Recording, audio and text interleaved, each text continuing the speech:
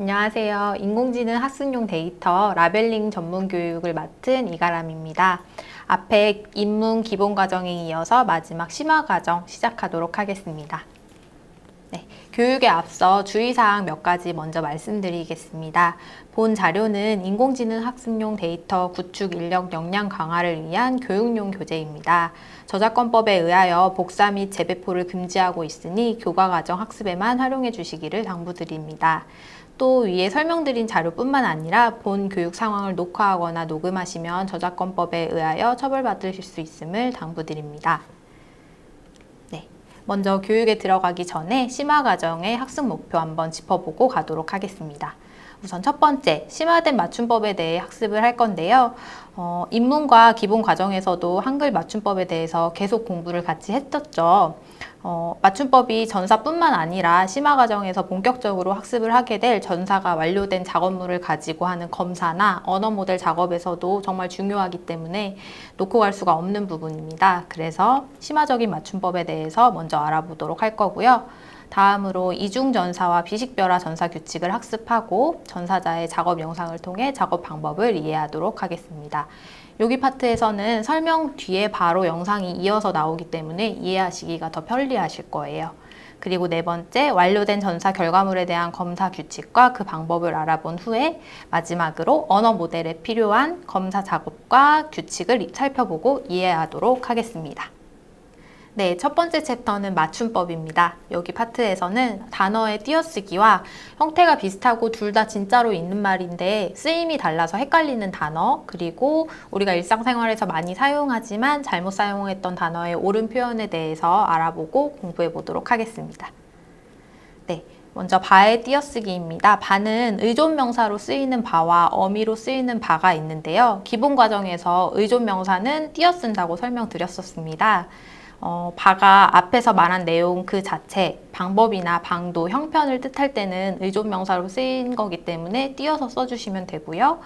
여기 예문을 보시면 바 앞에 있는 단어들이 모두 바를 수식하고 있고 뒤에 내용들은 바에 대해서 어떤 이야기를 하고 있습니다.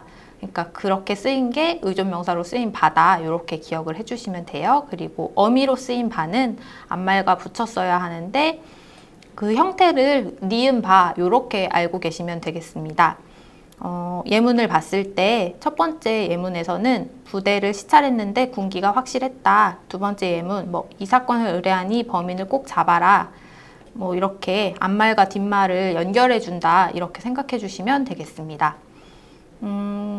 그래도 애매한 경우에는 오른쪽에 있는 설명을 참고하시면 좀 이해하기가 쉬우실 것 같아요. 여기 보시면 괄호 안에 가처럼 조사를 써서 이렇게 붙였는데 자연스러우면 의존명사, 그러니까 즉 띄어쓰는 바라고 생각하시면 되고요. 두 번째 예문에서 공지한 바가 이를 알리다 이렇게 쓰는 건 어색하잖아요. 그래서 가를 넣었는데 어색하다 그러면 붙여 쓰는 어미구나 이렇게 생각하시면 되겠습니다. 결도 띄어쓰는 결과 붙여 쓰는 결이 있습니다. 띄어쓰는 결은 의존명사로 때, 사이, 짬 이렇게 의미를 나타내고요. 여기 첫 번째, 두 번째 예문 모두 결 대신 사이를 넣어봐도 말이 되죠. 허생어는 모르는 사이 낯이 뜨거워졌다. 다 말이 됩니다.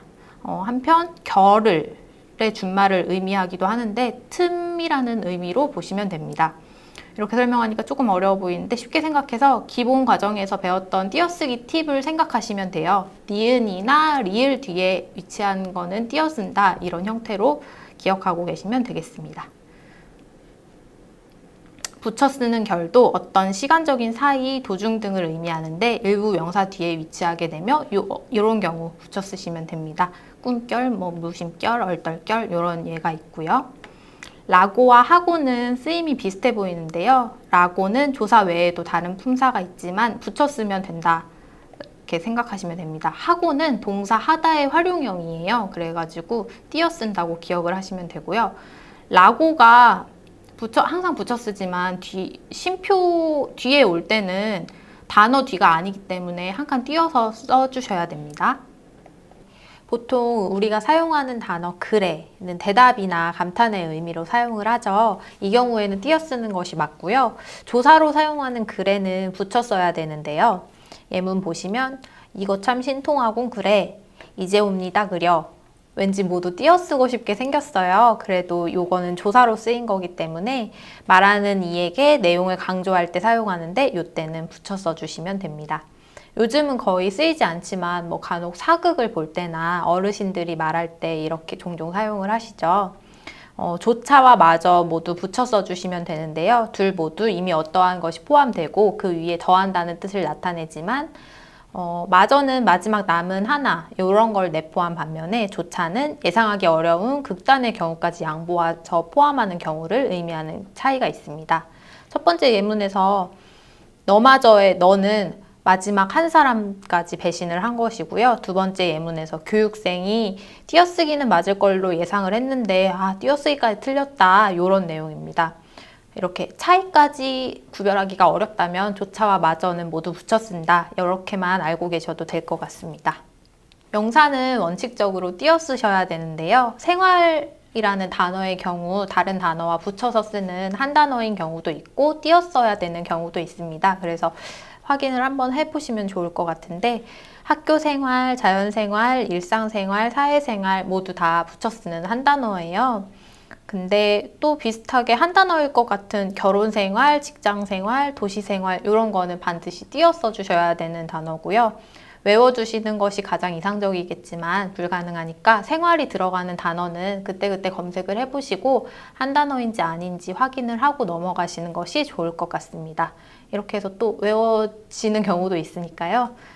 치는 의존명사로 사람을 낮잡아 보는 의미, 어떤 특성을 가진 물건을 가리키는 의미, 일정한 몫이나 양을 나타내는 의미 이렇게 여러 가지 뜻이 있는데요. 이때는 띄어서 써주시면 됩니다. 근데 간혹 세 번째 뜻인 것 같은데 붙여서 쓰는 경우도 있으니까 여기 한 단어 밑에서 봐주시면 되고요. 이름과 관련된 관직명, 호칭어의 띄어쓰기입니다. 기본 과정에서 사람을 이르는 말의 띄어쓰기에 대해선 같이 공부를 해봤는데요. 기본적으로 이름은 붙여 쓴다는 거 알고 계실 거예요. 하지만 성씨가 두 글자인 경우에는 이름과 띄어 쓰는 것이 허용이 됩니다. 예시에 황보석 이렇게 했을 때 이름이 보석인가 헷갈릴 수도 있잖아요. 그렇기 때문에 두 글자 성일 때는 띄어쓰임을 허용한다. 기억해 두시면 되고 두 번째 성과 호, 성과 자는 붙여 쓴다. 예시에 충무공은 호고 태백은 자예요. 각각 이 충무공, 이 태백으로 붙여 써주시면 됩니다. 잠깐 여기 다섯 번째 내용을 보시면 호칭어와 관직명은 띄어 쓴다고 나와 있는데요. 김 박사, 김 작가, 김 사장 이름이 아니기 때문에 붙여 쓰면 어색하죠. 근데 디귿 내용 보시면 관직명이 붙여 있는 경우 고유명사처럼 쓰일 수 있는 경우에는 붙여 쓰는 것도 허용한다 하고 있습니다. 양귀비나 장희빈 들었을 때 이름처럼 들리는 어색함이 없어서 그런가 봐요. 붙여 써주셔도 괜찮은 경우고요. 리을, 호가 이름 앞에 위치하는 경우에는 띄었습니다. 이 내용은 별로 어렵지 않아 보이는데요. 율곡이, 백범, 김구, 도산, 안창호 다 띄어쓰고요. 여기 니은에 나왔던 충무공, 이 충무공을 우리가 충무공 이순신이라고 부르기도 하잖아요. 이때는 띄어서 써주시면 됩니다. 마지막으로 대왕, 명왕, 여왕 같은 경우에는 띄어 쓰는 게 원칙이지만 붙여 쓰는 것도 허용한다. 근데 왕은 항상 붙여 쓴다. 이렇게 기억하고 가시면 되겠습니다. 어미는 쉽게 말해서 말의 끝부분에 위치하는 부분이라고 생각하시면 되겠습니다. 거드는 문장의 중간이나 끝에 모두 사용이 될 수 있는데요. 여기 첫 번째 예문 보시면 일, 다, 햇 다음에 거든이 나오고 이제 다음에 이어지는 맥주를 마셔라 이 문장을 연결해 주고 있습니다. 두 번째 예문에서처럼 여기 문장의 마지막에 위치를 하기도 하는데 둘 다 붙였었죠. 반드시 붙여 써주셔야 되고요. 예를 들어서 거든 자리에 다른 형태의 어미인 뭐뭐다를 넣었을 때 일, 다, 해, 띄고 다 이렇게 쓰는 경우는 없잖아요. 그러니까 반드시 붙여 써야지 자연스럽다 이렇게 기억해 두시면 됩니다. 여기에 리을락, 을락의 띄어쓰기가 있는데 그렇게 되려는 모양을 의미하는 단어인데요. 앞말에 리을이 오기 때문에 그 띄어쓰기 규칙에 의해서 띄어써야 되나? 이렇게 생각하실 수도 있어요. 근데 어미임으로 붙여 쓴다고 기억해 두시면 됩니다. 기본 과정에서 배웠던 리을 수록 그 경우랑 똑같이 이해를 해주시면 돼요. 기억나시려나 모르겠어요. 여기 예문 보시면 말락, 있는데 이것도 같이 붙여 쓰는 한 단어일 것 같아요. 근데 사전에 락, 말락 검색해 보시면 나오지 않거든요. 한 단어가 아니라서 말락은 띄어서 써주시면 되고 뭐뭐 걸랑, 뭐뭐 거들랑의 준말입니다. 어렸을 때 어른들이 많이 쓰시는 걸 들었는데 요새는 쓰시는 분들 거의 없는 것 같아요. 그러니까 어떤 일이 사실이면 어떤 일이 사실로 실현되면 이런 뜻인데 형태를 보면 겉에서 나온 거 아닌가? 이렇게 생각해서 띄었어야 될 걸로 착각할 수도 있지만 어미 거든에서 나온 거기 때문에 앞말과 붙여 써주시면 됩니다. 네. 앞서 말락의 경우에는 붙여 쓰고 쉽게 생겼지만 띄어 써야 한다고 설명을 드렸는데요. 뭐뭐고 말고 요거는 한 단어라서 붙여 써주시면 됩니다. 고 말고는 사전에 검색하면 나오는 한 단어거든요. 긍정의 뜻을 강조하는 의미고요. 앞에 동사가 위치한 경우에는 어미가 아닌 동사로 쓰이기 때문에 이때는 띄어서 써주시면 됩니다. 하루, 보통 띄어서 쓰는 경우가 많고요. 한 단어인 경우도 있어요. 하루 속히, 하루 빨리, 하루 아침 이런 거는 기억하고 계시면 좋을 것 같습니다. 다른은 뒤에 오는 단어와 띄어 쓰죠. 딴 역시 다른과 같은 뜻으로 띄어서 써주시면 됩니다. 하지만 역시 한 단어인 것들이 있네요. 여기 뭐 딴 사람, 딴 생각, 딴짓, 딴판 요 정도는 외워두고 가시면 좋을 것 같습니다. 기존 것이 아니라 처음 생겼거나 구입 또는 사용한 지 얼마 되지 않음을 의미하는 새 역시 띄어 쓰고요. 새것, 새내기처럼 한 단어가 존재합니다. 새와 반대의 의미인 헌 역시 일반적으로는 띄어 써야 되지만 뭐 헌것, 헌책, 헌책방처럼 한 단어인 것이 있습니다. 별은 띄어쓰기에 따라서 의미가 달라지는데요. 붙여 썼을 때 별천지, 별 3개.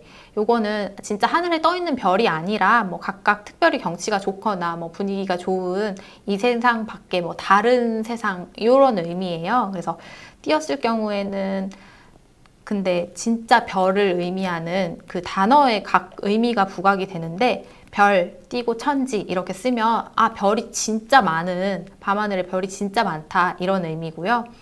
예문 보시면 여기 1번에 별 볼 일 없다 에서 별 띄고 볼 일 없다 이렇게 썼으면 별다르게 뭐 용무가 없다 이런 경우라고 생각을 하시면 됩니다. 근데 이번에 별 띄고 볼 띄고 일 띄고 없다 이렇게 써 있는 경우에는 아 진짜 뭐 요새 너무 오염이 심해서 별을 볼 수 있는 일이 없다 이렇게 각각의 의미가 부각이 된다고 기억을 해두시면 되겠습니다. 본의 경우도 띄었을 때와 붙였을 때 그 의미가 다릅니다. 띄어 쓰는 본은 어떤 대상이 말하는 이와 직접 관련이 있는 경우를 의미하고요. 여기 오른쪽 예문에 본회의, 본계약 뜻은 나와 연관이 있는 회의나 계약을 뜻합니다. 한편 붙여 쓰는 본, 이거는 바탕이 되는 본디 뭐 이런 의미거든요. 그래가지고 본회의, 본계약 이렇게 붙여서 쓰면은 예비회의가 아닌 주가 되는 회의, 주가 되는 정식 계약 이런 의미라고 생각하시면 됩니다.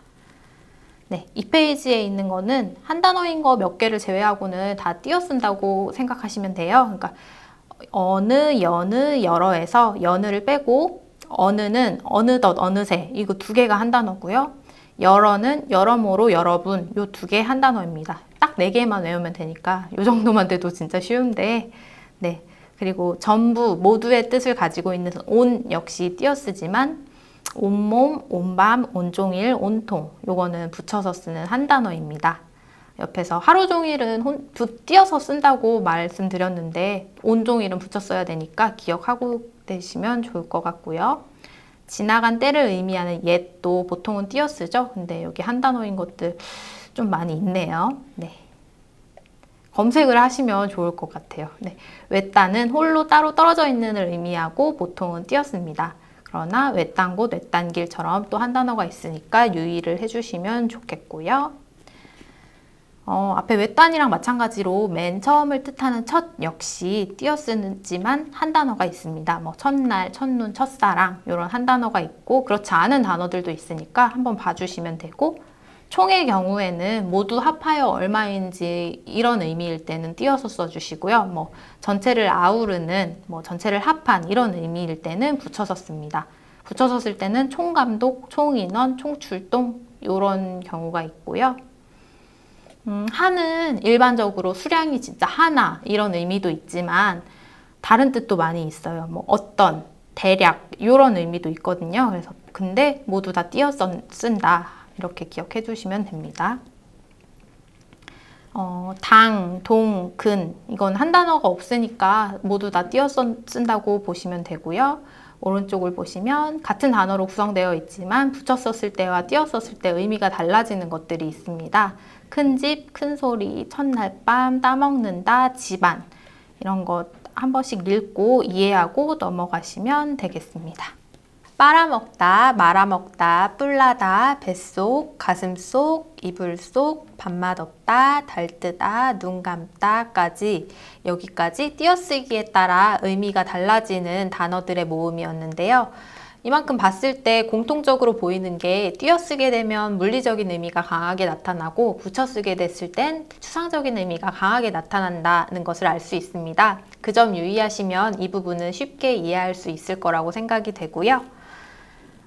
다음 없다와 있다의 띄어쓰기입니다. 있다나 없다도 기본적으로는 띄어서 써야 하는 단어죠. 근데 이 단어도 붙여 쓰는 단어가 생각보다 엄청 많습니다. 저도 다 잘 모르는데요. 자주 사용하시거나 필요한 단어만 그때그때 외워서 주시고 나머지 단어들은 나왔을 때 검색을 해서 사전에서 익혀주시는 게 좋은 방법이라고 생각이 됩니다. 그 중에서 문제 없다, 요거는 한번 살펴볼게요. 띄어쓰는 경우도 있는데 붙였을 경우에는 문제가 될 만한 점이 없다, 이런 의미고 첫 번째 예문에서 더 이상 낼 문제 없어? 요거를 붙여쓰게 되면 말로 읽었을 때는 이제 더 낼 문제 없어? 이상하지 않아요? 근데 글자로 써보면 붙여쓰면 이상하거든요. 그래서 붙여쓴 경우에는 문제 없다 앞에 명사가 와야 되는구나, 이런 구조라고 생각하시면 되겠습니다. 네, 다음 헷갈리는 단어입니다. 불다, 붓다, 붓다는 비슷한 느낌의 단어라서 오용하는 경우가 많은데요. 불다는 바람과 관련된 현상 정도를 나타내는 단어로 예문처럼 맞게 사용하고 계실 것 같습니다. 근데 이를 붓다와 혼용하는 경우가 종종 있습니다. 콩이 불다, 체중이 불다 이렇게 사용하시는 경우가 오용하는 경우인데 이거는 콩이 붓다, 체중이 붓다 라고 써주셔야 맞습니다.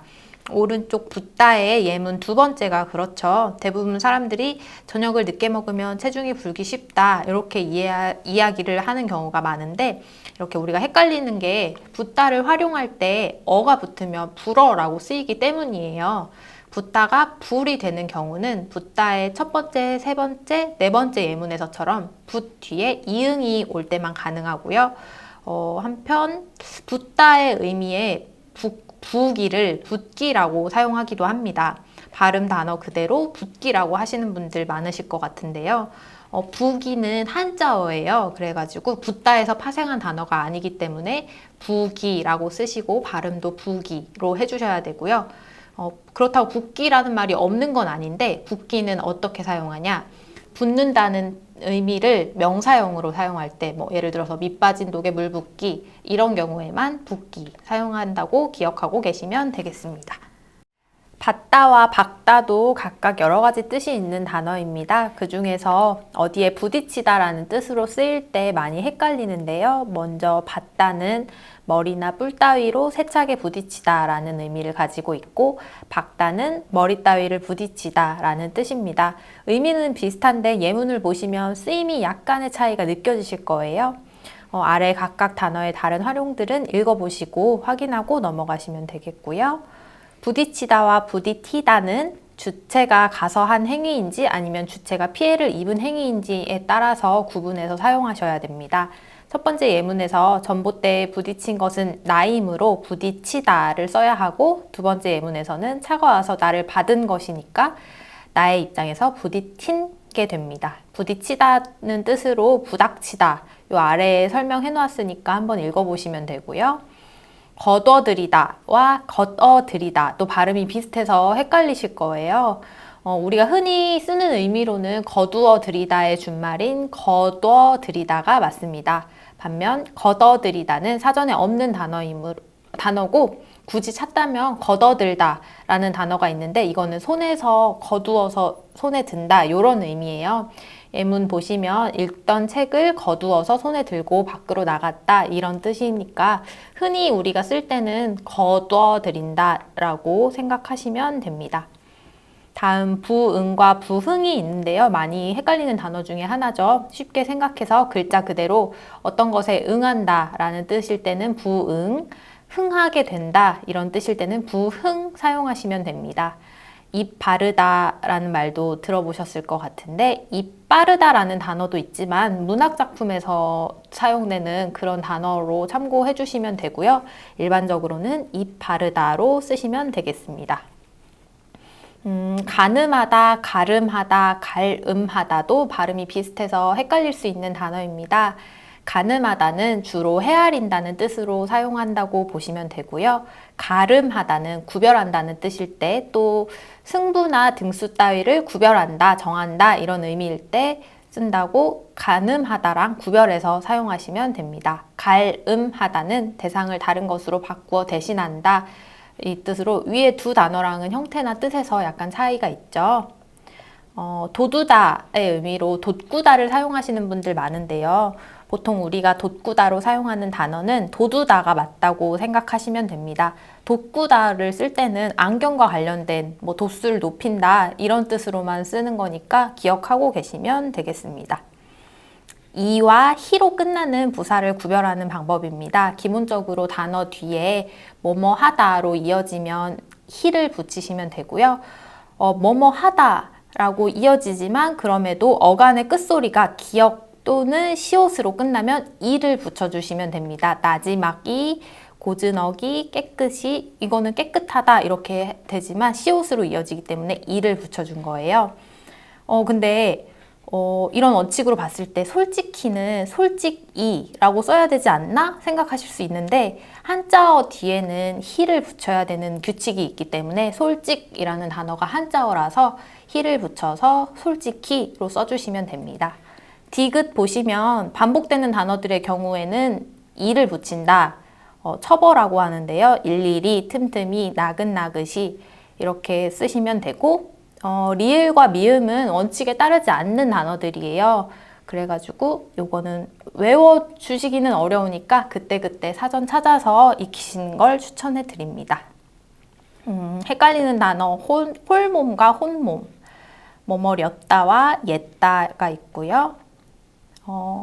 국립국어원의 표준어 규정에 따르면 수컷을 이르는 말은 수로 통일한다고 규정이 되어 있는데 단어 앞에 수만 붙여주면 되지만 예외가 있습니다. 병아리와 닭, 강아지, 개, 돼지, 당나귀 등은 수가 결합되는 경우에 거센 소리를 인정합니다. 그래서 각각 수평아리, 수탉, 수강아지, 수개, 수퇴지, 수탉나귀 이렇게 발음해 주시면 되고요. 암컷을 이르는 암도 똑같이 적용된다고 생각하시면 됩니다. 두 번째 예외는 수가 아니라 숫으로 표기되는 경우인데요. 이거는 예외가 딱 3가지가 있어요. 양, 염소, 쥐. 수가 뒤에 말과 결합할 때 발음상 니은이 첨가가 일어나거나 수 뒤에 오는 단어가 된 소리로 나는 경우에는 사이시옷과 유사한 형태가 보이는 것으로 판단을 해서 숫의 형태로 쓰고 있는 것이 표준어형이 되겠습니다. 이제 실제 발음을 해보면 수양, 수염소 이렇게 하지 않고 순양, 순염소, 숫쥐 이렇게 되니까 그렇게 알 수 있습니다. 사이시옷 나왔으니까 이에 관해서 설명해드리고 넘어갈게요. 뒷말의 첫 소리가 쌍기역, 쌍디귿, 쌍비읍, 쌍시옷, 쌍지읒처럼 된 소리로 나는 경우에 앞말에 시옷을 붙입니다. 예를 보시면 귓병, 아랫방, 자릿세 이런 단어들이 있죠. 두 번째로는 뒷말의 첫 소리에 니은, 미음 앞에서 니은 소리가 덧나는 것. 보시면 갯날, 제삿날, 훗날 각각 갯, 삿, 훗 이렇게 발음되지 않고 갠, 산, 훈 이렇게 발음되는 걸 알 수 있습니다. 세 번째는 두 번째와 유사하게 뒷말의 첫 소리 모음 앞에서 니은 소리가 덧나는 경우인데요. 가웬일, 사산일, 예산일 모두 웻, 삿, 훗 요 발음이 웬, 산, 훈으로 발음이 되죠. 그래가지고 앞에서 봤던 순양, 순염소 이게 같은 예라고 보시면 됩니다.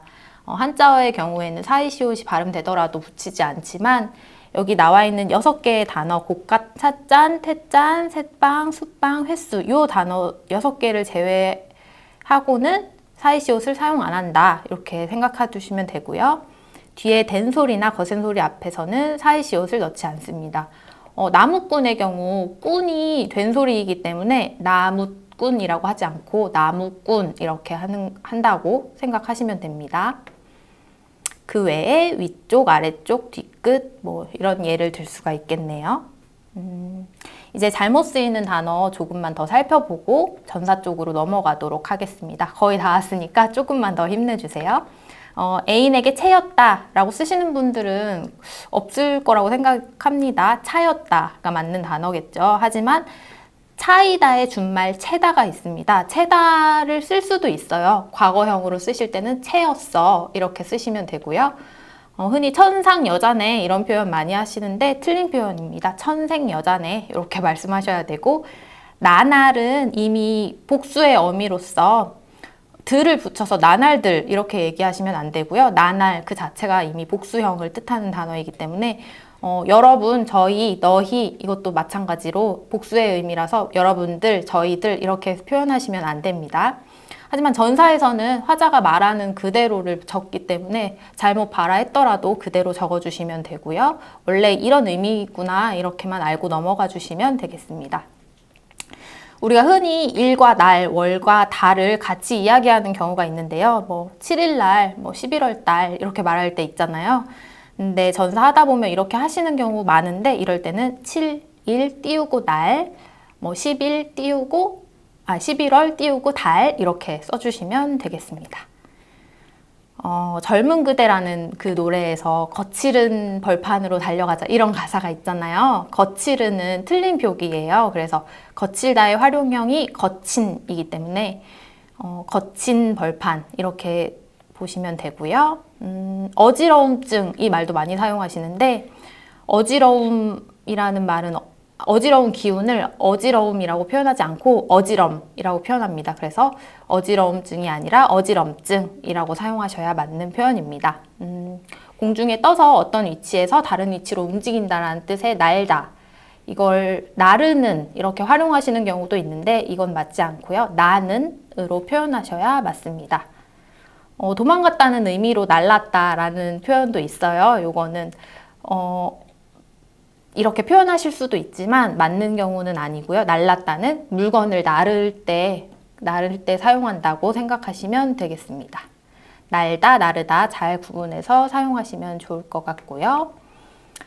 그리고 나서 저도 이렇게 이야기하는 경우가 많아요. 근데 이거를 문법적으로 설명하기에는 조금 복잡한데 그렇게 하고 나서가 그러고 나서 이렇게 줄어서 표현이 된 거고, 그리고 나서라는 말은 맞는 표현이 아니에요. 그래서 그러고 나서가 맞는 표현이다 이렇게 이해를 하시면 되겠습니다.